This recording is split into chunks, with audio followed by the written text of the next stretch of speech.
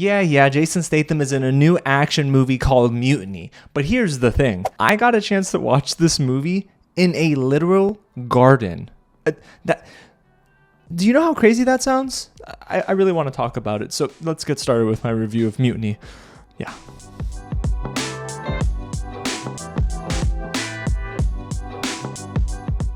What's going on, you guys? James here with another real review, and that's right, today I'm giving you all of my thoughts, both positive and negative, for Mutiny. A huge thank you to Lionsgate for giving me the chance to watch this in the most unique setting possible, a museum and gardens property. I've never done this before in my entire life, and watching a movie outside in South Florida probably sounds crazy for the summertime, but it worked out great. Now, before I give you all of my thoughts on the movie and tell you about this experience, if it is your first time here at the channel, welcome to Real James, where I love talking about movies, TV, and all the news in between. So if you do too, you know what to do. Hit the big red button below, subscribe to the channel, tap on that bell, and like this video for more content like this. Because guys, we're heading into that fall season where a lot of heavy hitters are gonna start to come out, and I'm really excited to break down everything right here on the channel. So go ahead and get subscribed. And hey, if you haven't already, leave a comment down below and let me know, what's your favorite Jason Statham movie? And yes, you can name one of the Fast and Furious films, just not Hobbs and Shaw. We don't count that one. Alrighty, y'all, so let me tell you about this experience of how I watched this movie. I've been waiting to share this with you all for about a week now. If you paid attention to my Instagram stories, you got a chance to see, at least before everyone who's watching this got to see, a little bit more of how I was watching this movie. They had a huge blow-up projector, screen I should say, and they had an Epson projector that probably cost about $3,000 and insane sound outside.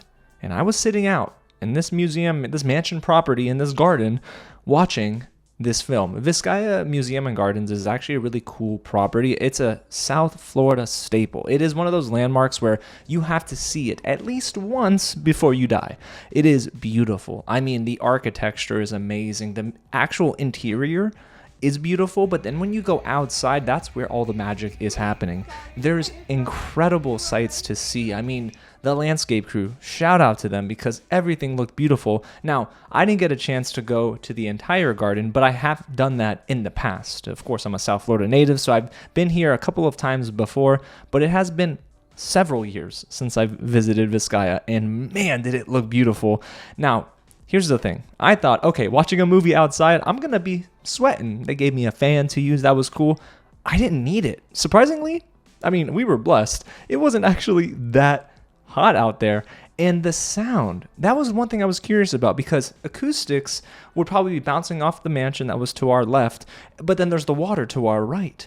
Now, the thing is, the bass, the actual dialogue was incredibly audible. I was able to hear and everything. I was able to feel everything. So it was really beautifully set up. So huge shout out to Lionsgate, to Allied, to the entire team that was working on this project because it was actually a really great experience. I had a good time, and I'm hoping I get that step and repeat photo I was able to take and share that with you guys on Instagram. But it was a beautiful experience. Now, for the movie, well, let me tell you a little bit about the film before we actually get into my positives and my negatives. The film releases in theaters August 21st, so this weekend, and is directed by Jean-François Richet, and I hope I pronounced his name properly. But he directed Plane, the movie with Gerard Butler that I actually didn't think was terrible. I mean, yes, it is like this schlocky B-level action movie, but Gerard Butler genuinely plays the role well enough, and I thought the narrative was surprisingly okay. Now, for Mutiny, I've got thoughts on that, but this film stars Jason Statham, who plays Cole Reed, this bodyguard who's now going on this ship to try and get revenge, and Annabelle Wallis, who plays Angie. You might know Annabelle Wallis. She plays, I believe her name is Grace in Peaky Blinders, which I haven't finished that yet. But both of them really tag team in this film because the movie's all about this billionaire industrialist boss who was murdered right in front of Cole Reed, and now Cole is set up to take the fall for his crime, leaving him on the run as he works to uncover an international conspiracy. And boy, did that get unraveled pretty quickly. I mean, the minute you find out what is happening underneath the surface, you start to think, oh boy, yeah, every one of these bad guys, they deserve what's coming to them. But y'all, this movie does have some positives. So let's get started with what I thought actually worked okay and just fine for Mutiny. When you come to a Jason Statham movie, listen, you expect one thing and one thing only: hand-to-hand brutal combat. I mean, they were handing out shirts at this event where it said, "My favorite genre is Jason Statham." And that is both a joke, but also reality. When it comes to Jason Statham lately, he's been starring in films that allows him just to be him. He's not acting like any other character. He is Jason Statham as the beekeeper, Jason Statham in Mutiny as this bodyguard who surprisingly is super decorated and dope, both as a former police officer and military man, XYZ, and now he's kicking butt on this ship in international waters. So it's really not something that I go into and I think, okay, I want like a ton of great writing and great cinematography. I just wanted brutal action that would be fun to watch. Sometimes the movie does dive into its John Wick bag. Now, when it does, I actually really enjoy it. There are instances where there's some cool hand-to-hand. You can clearly tell it's not always Jason Statham doing his own stunts, of course, but, you know, he's using everything. Every tool is in his arsenal. He has this hook that he's using in the movie. He, I don't know, like punctures some dude's cheek with a lock or something, if I'm remembering correctly. It is just sometimes really bloody. But I actually thought that some of the blows landed well. I'm glad they gave a decent amount of screen time to Annabelle Wallis. Again, I thought she needed more, to be honest. I actually really like her acting. In this, she's the best actress, and I thought that she would have been, you know, really good if they gave her even more screen time. But this is a Jason Statham movie. People are coming to see Jason Statham, and that you do, because he is basically the lead for 99% of this movie. Now, is that a bad thing? No, I don't think that's a terrible thing, but you know, I have thoughts about his acting in this film. Let me stay positive. At least we'll talk about that in a little bit. I also thought that the actual idea for the film wasn't awful either. If you just put Jason Statham on a cargo boat, a cargo ship, and you have him fight his way out of trouble, it does sound cool. And honestly, it is something that I can see people enjoying at home on, like, you know, a rainy Tuesday or a rainy Saturday. I mean, on airplanes, if you're going to the theater to watch this, you're going there because you love Jason Statham. So if you want to see that, you're getting that. But here's the thing, you guys.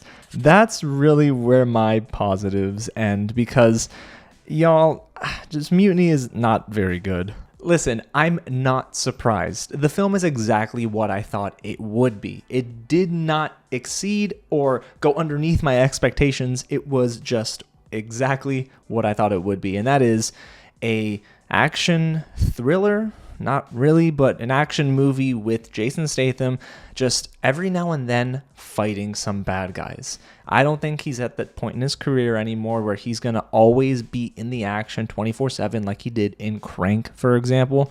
But in this film, you can tell, you know, he's slowing up a little. You know, he's definitely phoning it in as a performer here. I definitely do not believe that he was giving this too much energy. I mean, it feels like that on the screen. There are lines he delivers, and I'm like, wow, say it with some gumption, bro. But no, it's just super bland and very one-dimensional. So he doesn't do the greatest job here. Annabelle Wallis tends to act circles around him in this movie, but even then, the script gives her peanuts. I mean, the writing in this film is very, very bad. It's surface level, and it doesn't necessarily make for the greatest time because characters have to continually explain what they're doing. When movies do that, I'm like, why? We know you're bad. We know you're going to do this thing. Why don't we just leave things up to the audience to just read through the subtext? But I guess maybe that's not the target demographic they want for this movie. I don't know. It's very weird for me because as I was watching this film, some things made me laugh, but they weren't supposed to. It was just one of those things where you're watching it and you're thinking, oh my gosh, really? This trope again? You know? It feels like this film definitely has less of a direction than Plane. And that's sad for me because I, again, didn't think Plane was awful, but I was hoping that the director here, and I hope I, again, get his name right, Jean-François Richet, that I would want him to deliver something similar to Plane. But instead, you could have called this movie Ship, and I guess it's same concept, just worse execution, you know? And I think it does have a lot to do with Jason Statham, though.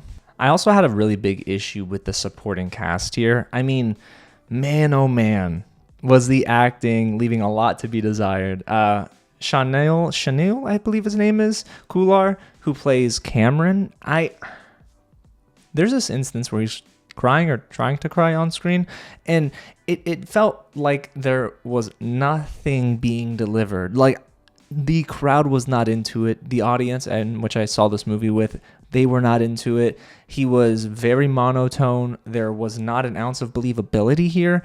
The actor who plays his father was a little bit better, but for the most part, there's a lot of throwaway performances here. And that's the thing. If the movie's not going to at least try, I can't buy into it. And Mutiny really just, it fell very short of the mark. Honestly, there were moments where I felt lost at sea.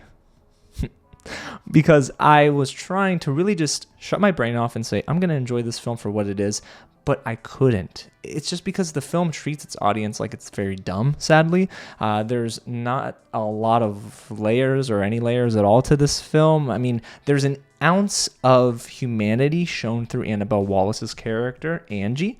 And what happens is they allow us to understand that she's a mother, a single mom going through a lot of issues. And I thought they would sort of harp on that a little bit more, but they don't. They sort of just skirt through. And again, by the time the film ended, that last line was very dumb. Listen, it was dumb. If you watch this movie, that last line is going to make you think of the Batman.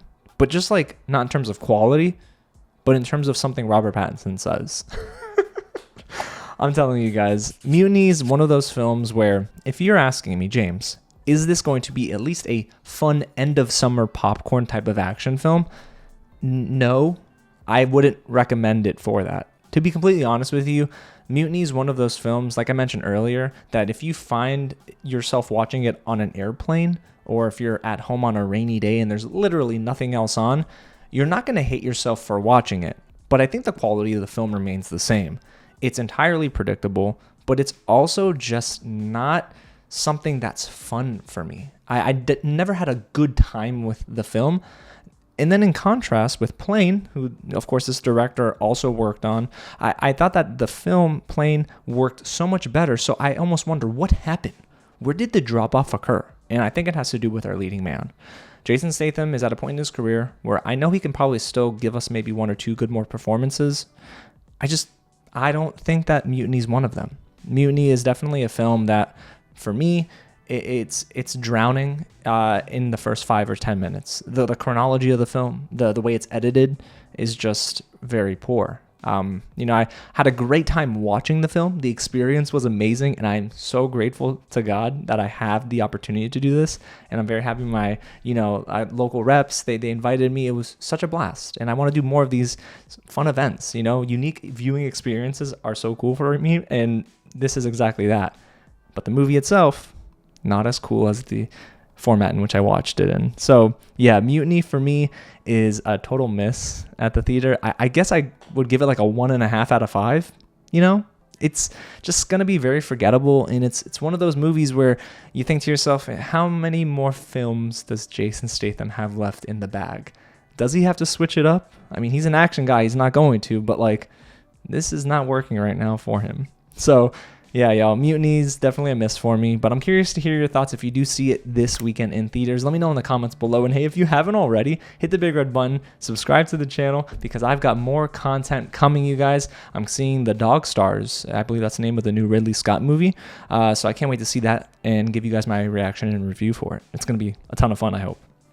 Great cast. All right, y'all. Well, there you have it. Mutiny, big miss, but, I had fun talking about the film today, and I had fun watching it. Alrighty, y'all. Well, again, thanks so much for watching. God bless you guys, and I'll catch you at the next screening.